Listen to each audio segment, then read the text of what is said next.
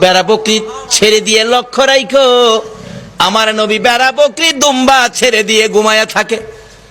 লোকেরা এসে খবর দেয়, খাদিজা গো, এমন রাখাল রাখছো, বেড়া বকরি দুম্বার দিকে খবর নাই, ঘুমায়া থাকে। তাই নাকি? মা খাদিজা একদিন রওনা হলেন, দেখি কি করে ঘুমাই। যাইয়া দেখে বেড়া বকরি দুম্বা ছেড়ে দিয়ে আমার আপনার নবী ঘুমিয়েছে।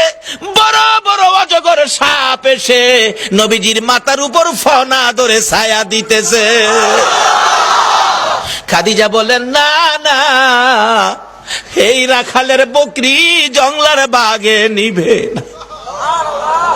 খাদিজা বাড়ির দিকে যায় আর ফিরা ফিরা চায়, এটা কেমন রাখাল রে? এই রাখাল তো সাধারণ কোনো মানুষ নয়।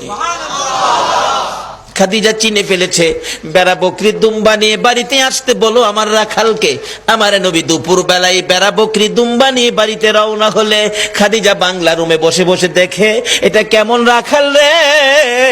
যে রাখাল রৌদ্রের মধ্যে আসতেছিল, আকাশের মেঘের টুকরা এসে রাখালের উপর ছায়া দেয়।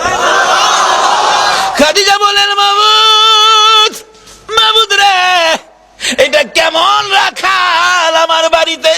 নিশ্চয়ই উনি সাধারণ কোনো মানুষ নয়, নিশ্চয়ই কোনো মহামানব হবে। আসেন আর বেড়া